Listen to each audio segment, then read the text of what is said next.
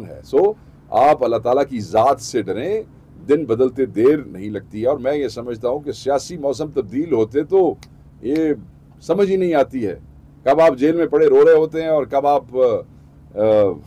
चोर दरवाज़ों से, डाकों से आप मुल्क के वज़ीर आज़म बन जाते हैं, कुछ समझ ही कोई नहीं आती। अच्छा, फवाद चौधरी साहब का स्टेटस क्या है फ़िलहाल? क्योंकि वो ये कह रहे हैं कि मौजूदा जो क़यादत है पीटीआई की, वो नहीं चाहती कि इमरान खान साहब बाहर आएँ और वो न कोशिश करी है मौजूदा क़यादत। और यही बात जो है आजकल काफ़ी ज़ेर गौर है, काफ़ी बहस हो रही है इस बात के ऊपर, और वो डाउट भी कह रहे हैं जो क़यादत है इसको। और वो ये भी कह रहे हैं कि मैं इमरान खान साहब से मिला हूँ, रऊफ़ हसन साहब कह रहे हैं कि वो नहीं मिले। ये कुछ थोड़ी सी बातें तो क्लियर कर दें। पहली बात तो ये है,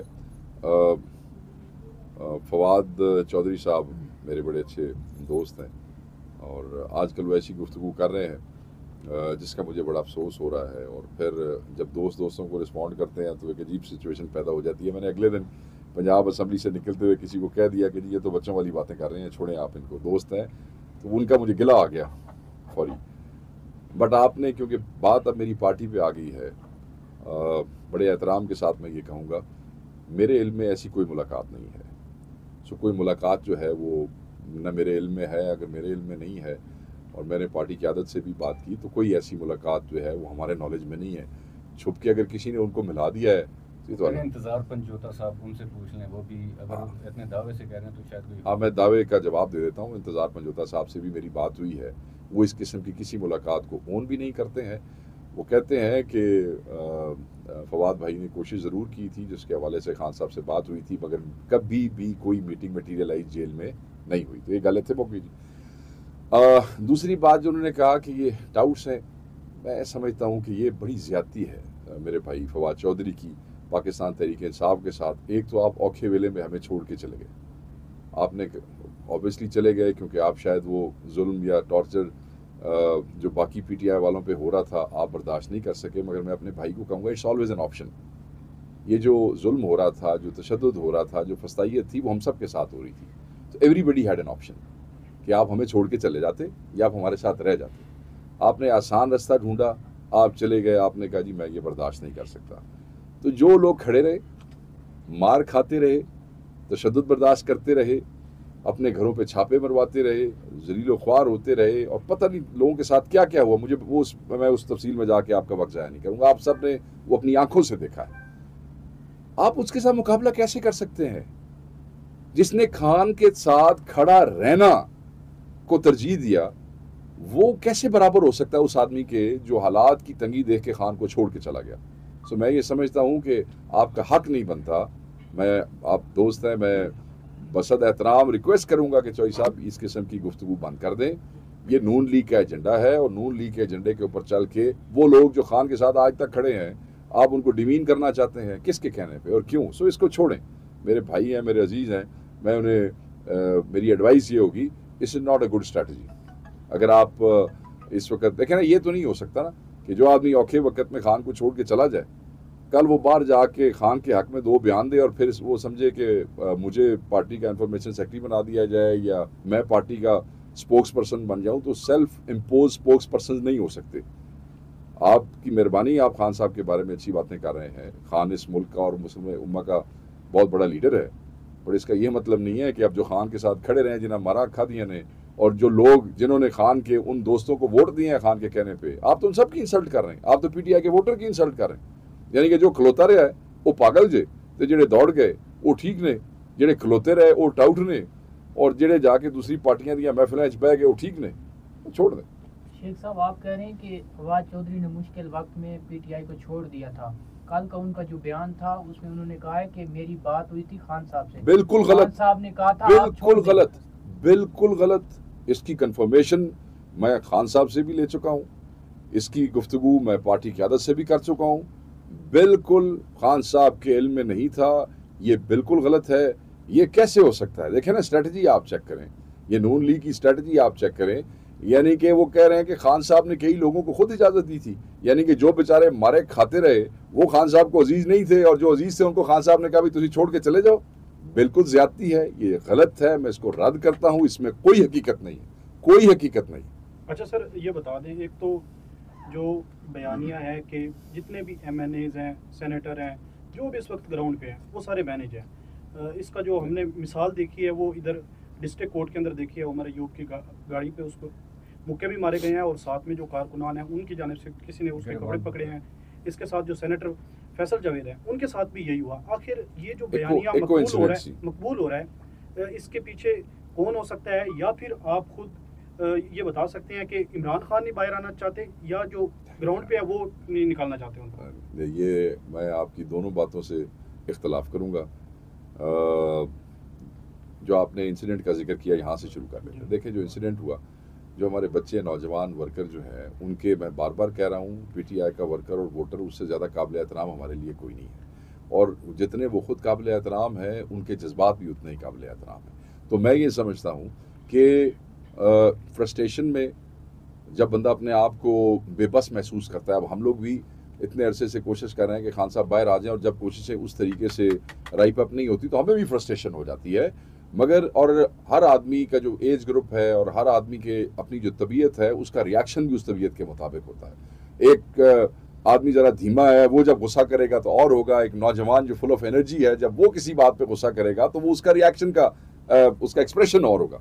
तो मैं ये समझता हूँ तमाम जज्बात का एहतराम करते हुए मैं ये कहूँगा कि बिल्कुल ऐसी कोई बात नहीं है कि क़यादत बाहर नहीं निकालना चाहती। अल्लाह के बंदे, इमरान खान तो वो सोर्स ऑफ एनर्जी है जिससे हम सारे इस वक्त तक अपनी जगह पे खड़े हैं। ये जो ताकत है इस वक्त खड़े होने की, ये खान की दी हुई एनर्जी है। जब खान बाहर आएगा तो हम सारे डबल ट्रिपल ताकतवर हो जाएंगे।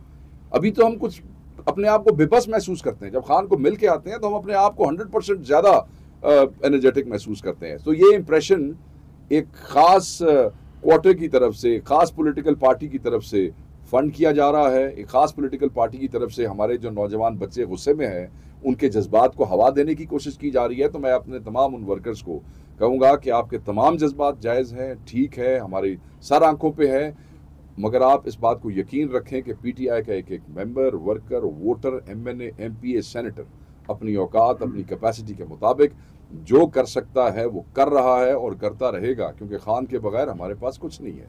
शेख वकास अकरम साहब, मरियम नवाज के बारे में मालूम हुआ है दुबई लीक्स में कि वो दुबई में एक मसाज सेंटर चलाती हैं। दूसरा ये बताइएगा कि कल उन्होंने असेंबली के फ्लोर पे कहा कि जो टिकटॉक बनती है इसके लिए भी इनको मेहनत करनी पड़ती है, इनको मालूम नहीं है। इसके ऊपर आप क्या पॉइंट ऑफ व्यू रखते हैं?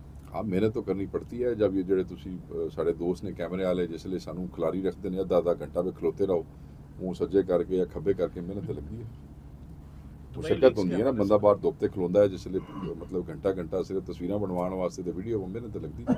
ठीक है। अच्छा शेख साहब, फॉरवर्ड बुला के हवाले से बता दें, एक तो आज ये भी खबर आई है कि इमरान खान ने नोटिस ले लिया, जो फॉरवर्ड बुलाक बन रहे हैं उनकी लिस्ट भी तलब कर लिया है। और साथ में जो शहरियार अफरीदी हैं और शेर अफजल मरवत है, ये जो एक ग्रुप है जो इस वक्त वज़ीर आला हैं KP के, उन पे और जो मेन लीडरशिप है उन पे तहफ़्फ़ुज़ात कर रहे हैं। यार देखिए, आप मेरी बात सुने। पहली बात तो यह है कि कोई फॉरवर्ड ब्लॉक नहीं है यहाँ पे। अगर है तो किसी ने क्लेम किया तो आप मुझे बता दें। PTI के किसी MNA ने कहीं अगर कहा है अपने मुंह से कि जी मैं फॉरवर्ड ब्लॉक हूँ और मेरे नाल इतने बंदे ने, तुहाडे किसी बंदे ने सुनिया है, किसी ने वीडियो वेखी है, तो काइंडली मेरे नाल शेयर कर दो। न कोई फॉरवर्ड ब्लॉक है, न किसी ने ओन किया है और न कोई ओन कर रहा है। आप देखें कि कल नेशनल असेंबली के अंदर आप देखें कि सारे किस तरीके से इकट्ठे थे। क्या शहरयार आफरीदी उठ के उमर अयूब के लिए नहीं गया? क्या शंदाना गुलजार साहबा जो हमारी बड़ी काबिल एहतराम है, क्या वो पार्टी के साथ खड़े होके नारे नहीं लगा रही थी? सब एक हैं, कोई फॉरवर्ड ब्लॉक नहीं है। ये भी हवा एक, दोबारा कहूँगा, ख़ास क्वार्टर जो PMLN वाले हैं वो ये समझते हैं कि इसको मीडिया के अंदर अगर उछाला जाएगा और क्वेश्चंस करवाए जाएंगे और अखबारों में दिलवाया जाएगा तो रायमा ख़राब होगी। कोई फॉरवर्ड ब्लॉक नहीं है, सब बकवास है। हाँ, आगे आपने ये कहा कि जी वो देखें, जब आप पार्टी में होते हैं, मुख्तलिफ तबीयत के लोग होते हैं, मुख्तलिफ एथनिक बैकग्राउंड्स होते हैं, मुख्तलिफ सूबों के लोग हैं, उनके अपने लोकल इश्यूज़ होते हैं। हम एक दूसरे के साथ नोक झोंक करते रहते हैं। मैं आपको मज़े की बात बताता हूँ, हम अपने ज़िलों में होते हैं, एक ही पार्टी के MNAs MPs साढ़े रौले बन जाते हैं आपस में, क्यों जी ये मेरे हल्के का बंदा है तुसी इहनू की कर देता हो, मेरे हल्के का बंदा है तुसी इहनू की कर। This is quite natural. So इस लेवल के ऊपर आके अगर किसी बात पे कोई इख्तलाफ करता है और कोई नाराज हो जाता है, बंदे कहते हैं जो है तो मैं फिर छड़ देंगा, बंदे कह देते हैं ये हमारी तबीयत है पाकिस्तानियों की। तो यार इस तरह जुल्म ना करें। इसको आप ये ना कहें कि हमें कोई इख्तलाफात, किस गलत इख्तलाफ? इमरान खान को रिहा कराना है, कोई PTI से मुतलका बंदा कह सकता है कि इस बात पे इख्तलाफ है? ये हुकूमत फस्ताई है, क्या किसी को इस बात पे इख्तलाफ है? ये हमारे साथ जुल्म कर रहे हैं, क्या कोई MNA है जो मुंह से कहता है ये हमारे साथ जुल्म नहीं कर रहे? हमने इनका खड़े होकर मुकाबला करना है, क्या कोई कहता है कि जी मैं दौड़ जाऊंगा, मैं मुकाबला नहीं करूंगा? नहीं है, बाकी चीजें नॉन इशू है, सब नॉनसेंस है। अच्छा ये बता दें कि जो उमर अयूब हैं उनके इस्तीफे की बात चल रही है, जो पाकिस्तान तहरीक इंसाफ के सेक्रेटरी जनरल है। चल नहीं रही, इस्तीफा उन्होंने दिया है। तो ये क्या क्यों दिया है? क्या मेरे भाई मैं तो देखिए मेरी बात सुने, उमर अयूब साहब पे शायद इमरान खान साहब के बाद सबसे ज़्यादा FIRs हैं पाकिस्तान में इस वक्त हमारी पार्टी के अंदर। हो सकता है मेरा फिगर गलत हो, दूसरी नहीं तो तीसरे चौथे बंदे होंगे जिन्होंने होते KP से लेके पंजाब से लेके हर जगह पे उन पे FIRs, ठीक है। उनका पूरे महीने का मेरे ख्याल में आधा 15 दिन, मैं I know it for fact, सुबह सरगोजे, अगले दिन मियाँ अली, फिर फैसलाबाद, फिर पिंडी, और हर जगह पे उनको जाना चाहता, कहीं इस्तिस्ना उनको हासिल नहीं है, हर जगह पे उनको जाना पड़ता है। सो उनका ज़्यादा टाइम वहाँ कंज्यूम हो रहा है। उसके बाद उनके ऊपर एक बहुत बड़ी रिस्पॉन्सिबिलिटी है हाउस की, ऑपोजिशन लीडर ऑफ पाकिस्तान, ये कोई छोटी जिम्मेदारी नहीं है। और उस हवाले से भी एक्सपेक्टेशंस हैं with in the house and outside the house. अगर उत्थे भी कोई काम थोड़ा जा ढिला करन तो उत्थे भी वर्कर और अवाम, बल्कि वर्कर क्या, जब आप अपोजिशन लीडर हैं तो आप तमाम पार्टियों के नुमाइंदा हैं जो अपोजिशन में बैठी है, तो वहाँ से अवाम भी हमें नहीं छोड़ती। फिर आगे फिर सुन फिर जनरल सेक्रेटरी। अब जनरल सेक्रेटरी इस वक्त के क्राइसिस के अंदर, अपोजिशन के अंदर एक बहुत बड़ा और बहुत अहम रोल है, जो कि फुल टाइम जॉब है। तो वो कैसे इंसाफ कर सकते थे? उन्होंने खुद ये फैसला किया 2-3 हफ्ते पहले कि ये office of the opposition leader royal की, और मैं वहाँ पे परफॉर्म करूँगा, 100% दूंगा, और ये मैं खान साहब से रिक्वेस्ट करूँगा। ये 2 हफ्ते पहले उन्होंने रिक्वेस्ट किया और अल्टीमेटली खान साहब ने वो रिक्वेस्ट जो है 2 हफ्ते के बाद जाके उसको, हाँ, किसका नाम तजवीज़ किया गया? किसी का नाम तजवीज़ नहीं किया गया इस वक्त तक। सर आपकी खबरें आ रही हैं? नहीं, ऐसी कोई बात नहीं है, बिल्कुल ऐसी कोई बात नहीं, किसी का नाम तजवीज़ नहीं किया गया। खान साहब के पास 2-3 नाम जो खान साहब जिम्मेदारी देती हैं आपको जनरल सेक्रेटरी के तौर पे, तो आप बिल्कुल ये सीट संभालने के लिए तैयार हैं? देखें, खान साहब तो मुझे जो मर्जी जिम्मेदारी का हुक्म करेंगे, हम उससे पीछे नहीं हटेंगे, मगर हमें कॉन्टेक्ट से हटना नहीं चाहिए। ये सीट जो है इस वक्त SIC के किसी मेंबर को नहीं मिल सकती है। या मैंने आपको टेक्निकल बात कर दी है। जो लोग देखें, मैंने कल बेटा देखें, मैंने कल से टीवी के ऊपर देख रहा हूँ, बहुत से एंकर्स पढ़े लिखे, समझदार, बहुत समझदार, बड़े सियाने, ठीक है, जो इलेक्शन कमीशन में केस भी हमारा एक ऑलरेडी चल रहा है और सुप्रीम कोर्ट में, वो देखते हुए भी अपने प्रोग्राम्स की रेटिंग के लिए आप वो फलाना बन रहा है, वो फलाना बन रहा है। अल्लाह दे बंदे, ऐसा ही सीधा मेंबर नहीं बन सकता किसी दूसरी पार्टी का। ये तो बहस ही कोई नहीं है, सिर्फ हर कोई अपनी लगे ने टीवी ते मैं हस रहा सी कल के यार इन्होंने कोई पूछे जाके कि किस तरह ये तुसी रिसर्च की करते हो साढ़े नाल प्रोग्राम करने तो पहले। सर ये बताइएगा, जब तक शेर अफजल साहब एक्टिव थे पार्टी में तो कारकुनान को निकालने में कामयाब रही है पार्टी, लेकिन जब से वो इनएक्टिव हुए हैं कोई तप्पड़ नजर नहीं आ रहा PTI लीडरों की तरफ से। देखिए, मैं आपको बड़ा इसका वादे जवाब दूंगा। शेर अफजल साहब हमारे भाई, और मैं बार इसके ऊपर जोर देता हूँ कि वो स्टार थे इस पार्टी के, स्टार हैं इस पार्टी के और स्टार रहेंगे इस पार्टी के। औखे वक्त में KP में, जिस वक्त हमें पंजाब में कोई हमारे घरों में भी नहीं जाने दे रहा था, उस वक्त उन्होंने बड़ी हिम्मत की कि उन्होंने पूरे KP में वो हर जगह पे गए और बड़ी हिम्मत से उन्होंने लोगों को निकाला और लोग उनके पीछे आए। That's why people love him, क्योंकि औखे वक्त में जब कोई सामने आता है ना, लीडरशिप्स डेवलप होती है हमेशा क्राइसिस के अंदर, and he emerged as a star in those crisis. और मैं ये समझता हूँ कि वो पार्टी का एसेट है। KPK के अंदर उन्होंने बड़ा काम किया है, और 9 मई के बाद तो पंजाब में खैर किसी ने भी काम नहीं किया था, आपके सामने है, क्योंकि एक जलसे की डिटेल 9 मई के बाद की मेरे पास है पंजाब की, वो क्या मैं पंजाब राब्ता कमेटी के हवाले से मैं पंजाब को देख रहा हूँ। सो हमने अभी एक बहुत बड़ा इवेंट किया उस पर मॉल रोड पे, जो हमने लॉयर्स को और उधर से हमने अवामी नुमाइंदों को इकट्ठा किया। वो 9 मई के बाद सबसे बड़ा और पहला पंजाब का इवेंट था, जिसमें माल रोड के ऊपर हज़ार लोग PTI का झंडा लेके आए और हमने अपना पूरा प्रोटेस्ट रैली की सूरत में। सर आप ही समझते हैं शेर अफजल साहब को एक्टिव होना चाहिए या उस तरह क्यों नहीं? लीडर्स को एक्टिव होना क्यों चाहिए? नहीं? देखिए मेरी बात सुने आप, शेर अफजल तो हमारा भाई बहुत बड़ा लीडर है ना। हम तो समझते हैं हमें इस वक्त PTI के एक बच्चे, एक वर्कर की जरूरत है, जो दुआ कर सकता है उसकी दुआओं की जरूरत है, जो बंदे निकाल सकता है हमें उसकी जरूरत है। शेर अफजल की क्यों, कौन देखिए कोई बेवकूफ़ आदमी ही ये कहेगा कि पार्टी को शेर अफजल की जरूरत नहीं। सर इसके साथ ही शेर अफजल मरवत साहब के हवाले से सवाल है, सोशल मीडिया पे पीटीआई के लोग जो बड़े देर से मुतहर्रक हैं वो ये सवाल उठा रहे हैं कि परवेज़ राही साहब को उम्रा करने के लिए नहीं जाने दिया जाता और शेर अफजल मरवत साहब जो हैं वो हर रोज़ इंटरनेशनल टूर कर रहे होते हैं, तो उन्हें क्यों इजाज़त मिल जाती है, बाकी तमाम जितने भी पीटीआई के रहनुमाएं उन्हें क्यों नहीं बाहर जाने? मेरा नाम तो एग्जिट कंट्रोल लिस्ट में है भाईजान, मुझे तो अभी तक नहीं निकाला उन्होंने, मैं तो अदालत जान लगा, मेहरबानी करो मेरे थे। हो सकता है शेर अफजल साहब ने अपना अदालत में करके को निकलवा लिया, हो सकता है, क्योंकि असद कैसर साहब ने भी अदालत में किया था केस और उनका नाम निकल गया था, तो वो खुद शेर अफजल साहब जो हैं वो खुद लॉयर हैं, आई थिंक उन्होंने अदालत में जाके अपना ले लिया होगा, वो कर लिया होगा। देखिए मेरी बात सुने, एक तो हम ऑलरेडी क्राइसिस में है, क्राइसिस से मुराद है अपोजिशन है, तो ये अपोजिशन साड़ी को सौखी नहीं है, ऊपर से बंदे ये जो इस किस्म के जो लोग सवाल करते हैं सिर्फ इसलिए कि कुछ डिवीजन्स आ जाएं। हम सब एक है मेरे भाई, क्योंकि हमारा जो एक कॉमन हमारे रिश्ते का जो रेफरेंस है ना वो इमरान खान है। जदों ताईं असी इमरान खान के नाल सारे खड़े हैं, असी सारे एक हैं। हम में डिफरेंस तब आएगा जब हम खुदा न खास्ता हम में से कोई शरीफ आदमी खुदा न खास्ता अल्लाह न करे जो खान के एजेंडे को छोड़ देगा, वो हमारे से अलहदा होगा। मैंने कोई गाला भी कटेगा ना, मगर अगर वो इमरान खान के एजेंडे के नाल है, मेरे सिर का ताज है, असी उसका मत्था चुमांगे। अच्छा, बात खत्म हुई। ये जो रंगबाजियां मचाई ना मुस्लिम लीग नून ने और इधर उधर लोगों ने, डिवीजन हो गई, तकसीम होगा, छोड़ो यार, कौन सी डिवीजन, सब इमरान खान के साथ है, आपस में खपते रहेंगे, कोई बात नहीं है, सब साथ है इमरान खान, और ऐसे है। मीडिया के ऊपर पाबंदियां, जैसे कि आपने कहा कि उमर अयूब साहब जो हैं वो उनके ऊपर एक बोझ था, एक्स्ट्रा जो है ड्यूटीज थी, इस वजह से उन्होंने रिजाइन दिया, और दूसरी साइड परफॉर्मेंस इफेक्ट हो रही थी। अच्छा, तो फिर दूसरी बात ये कि कल एक इजलास भी हुआ, वहाँ पे आपने ये कहा कि इमरान खान साहब को नज़रसानी के लिए कि ये इसके ऊपर दोबारा से गौर करें कि ये जो उन्होंने उनका इस्तीफ़ा जो है कबूल कर लिया, इसके ऊपर जो है नज़रसानी के लिए कहा। तो अगर परफॉर्मेंस पे फ़र्क पड़ना है तो फिर उनको क्यों कह रहे हैं कि आप इसके ऊपर नज़रसानी करें, फिर रिज़ाइन देने दें? देने देना, रिज़ाइन तो उन्होंने दे भी दिया और खान साहब ने कबूल भी कर लिया। इतने सारे MNA लेट सन बेचारे, इन्होंने पहले टाइम नाल खान साहब को रिकमेंडेशन देनी चाहिए सी, मगर एक आदमी खुद कह रहा है, उमर भाई खुद कह रहे हैं कि यार मैं 2 जॉब्स के दरमियान जस्टिफाई नहीं कर सकता हूँ, तो ये बाकी सारे MNA उन्हें ज़बरदस्ती कहते नहीं तू कर, वो कहता है मैं नहीं कर सक रहे हैं।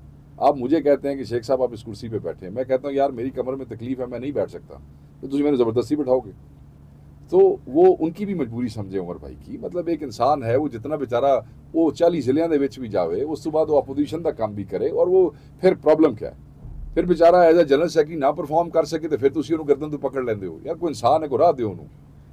अच्छा शेख साहब, देखे ना, करे तो भी मरे, ना करे तो भी मरे, कुछ कोई इंसान का कुछ तो करना चाहिए, इस तरह ना करे। और ये हमारे भाई हैं, देखें उन्होंने क्यों ये बात की, we all respect each other and every, Umar Ayub has a great respect in the party, तो ऑब्वियसली जब उनका एक दोस्त कह रहा है कि मैं छोड़ के जा रहा हूँ, तो की कहने तो बड़ा चंगा किया है, यही कहना सी ना जाओ।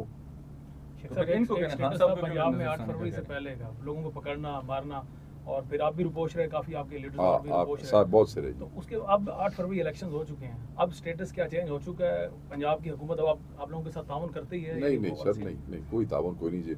मैं मेरे थे 8 फरवरी तो बाद 3 पर्चे हो रहे। एक तो ये हुआ था कि जी पर्चा कर दिया MNA बनने के बाद, हलफ के बाद क्या पर्चा हुआ जी कि ये अपने हल्के में आया और एक आदमी ने इसको वोट नहीं दिए थे और मार कोट के चला गया।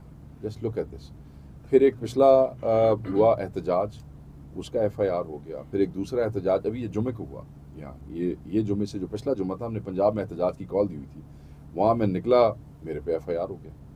सो इनके पास लॉजिक रीजनिंग नहीं है, हालात उतने ही सख्त हैं। आप ये देखें कि भट्टी साहबान ने हाफजाबाद में कन्वेंशन कराया, जहाँ पे उमर अयूब साहब और हमाद अजहर साहब गए, तो उस तो बाद पर्चियां दी, एक भरमार हो गई उत्थे, उन्होंने सत्यानाश कर छड़िया उन्होंने। ठीक है जी, कल रात वो आप देख लें, कराची में देख लें, वो फ़हीम खान के घर छापे पड़े, हमारे कई MNAs के ऊपर FIR हुए, पिछले से पिछले जुमे, इस जुमे से पिछले जुमे फैसलाबाद डिवीजन में 10 FIR हैं, 73 आदमी गिरफ्तार हुए। मैंने दसो कि हालात साढ़े नाल ठीक हुए, उसी तरह चल रहे हैं। अच्छा सर, ये लास्ट 2 क्वेश्चन ये बता दें कि एक तरफ आप देखें कि इस वक्त महंगाई बहुत ज़्यादा है, बिजली के बिल बहुत ज़्यादा आ गए हैं, हुकूमत पाकिस्तान ये हुकूमत बनी थी अवाम को रिलीफ देने के लिए, लेकिन जहां इन्होंने अवाम को रिलीफ देना था वहां इस दफ़ा बिजली के बिल बहुत ज़्यादा कर दिए गए और ये तो और IMF पता लगेगा ना जुलाई 20 तारीख से पहले कीमतों में इजाफे की तजवीज़ कर दी है, ये शर्त रखी गई है IMF की जानिब से।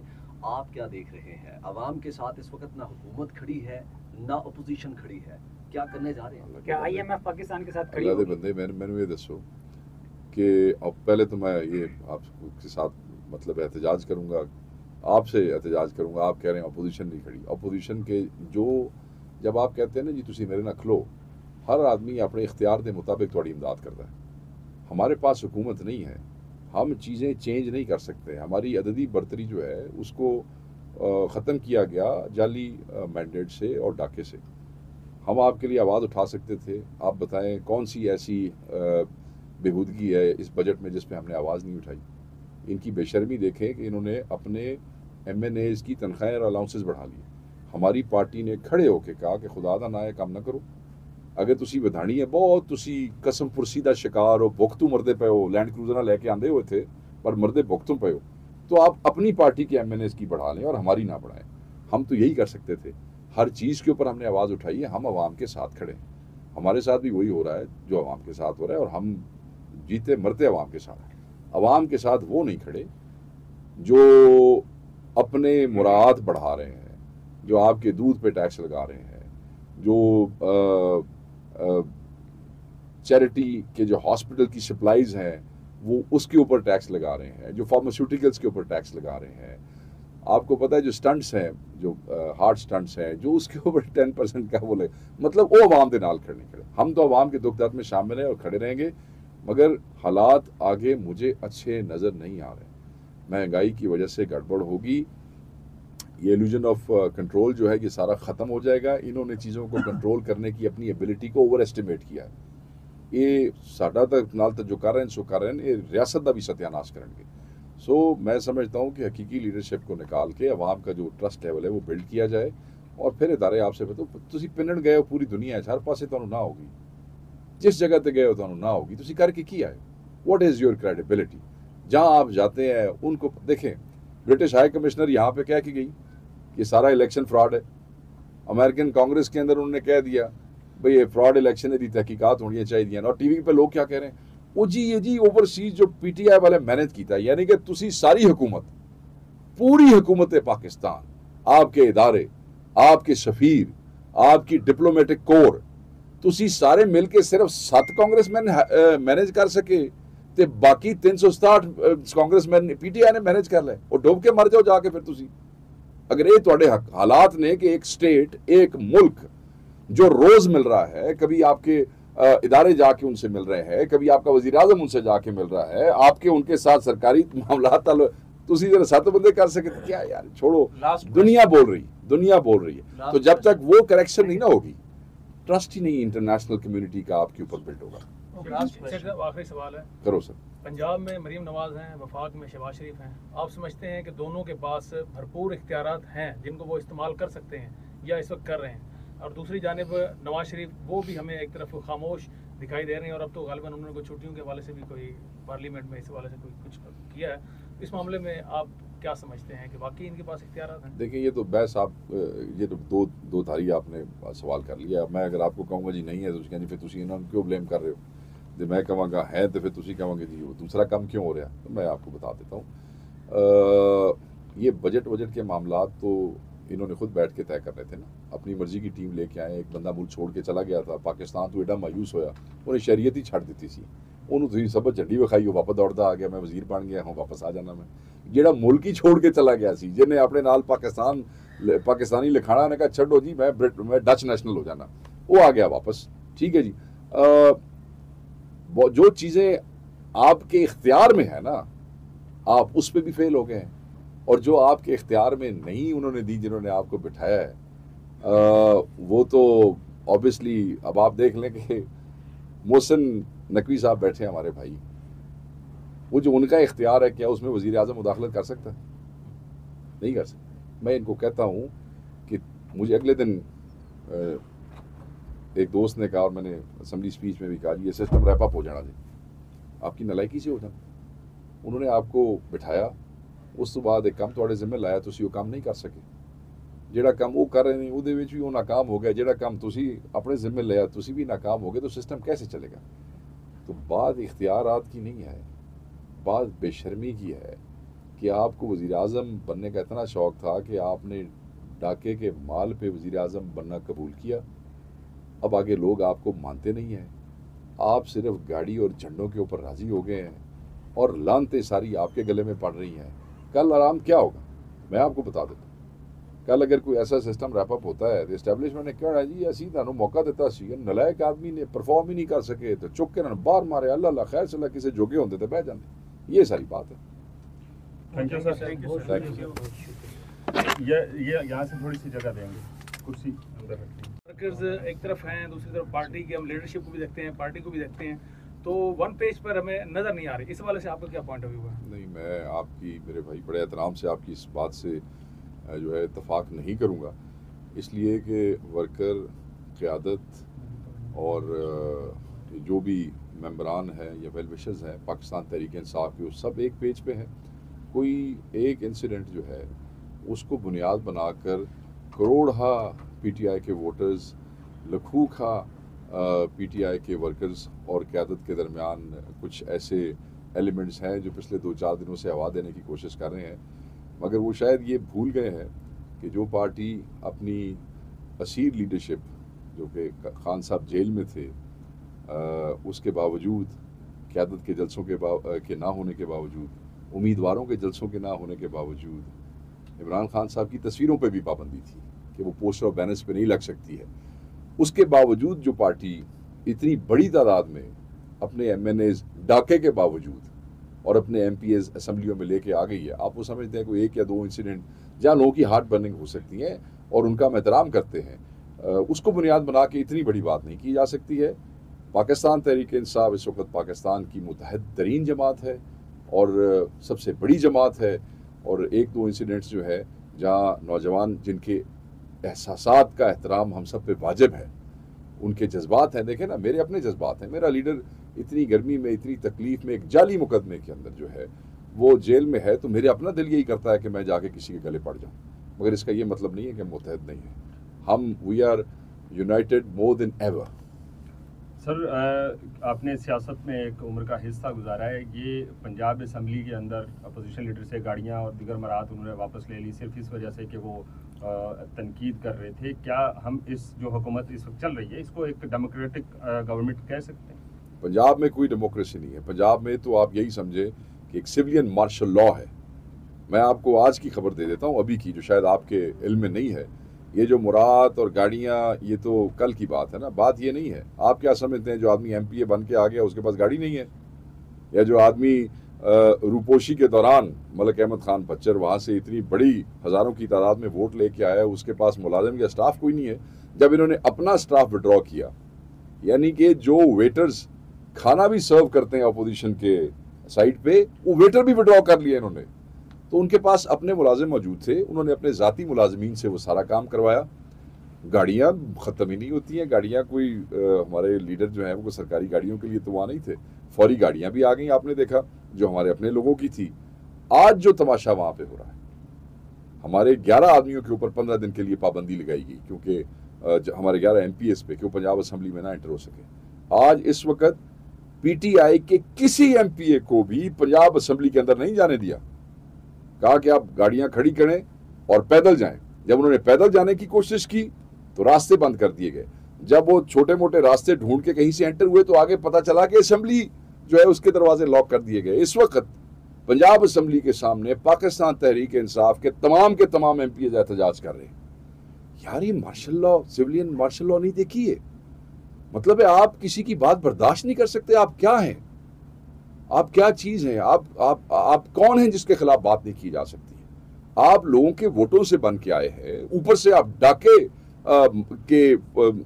की वसातत से यहाँ बैठे हैं, जाली फॉर्म 47 की बुनियाद के ऊपर आप एमपी और वजीर आला बन के बैठे हैं। आप अपने इलेक्शन हार गए हैं और आप इतने बड़े फिरौन बन गए हैं कि आप किसी की बात नहीं सुन सकते हैं।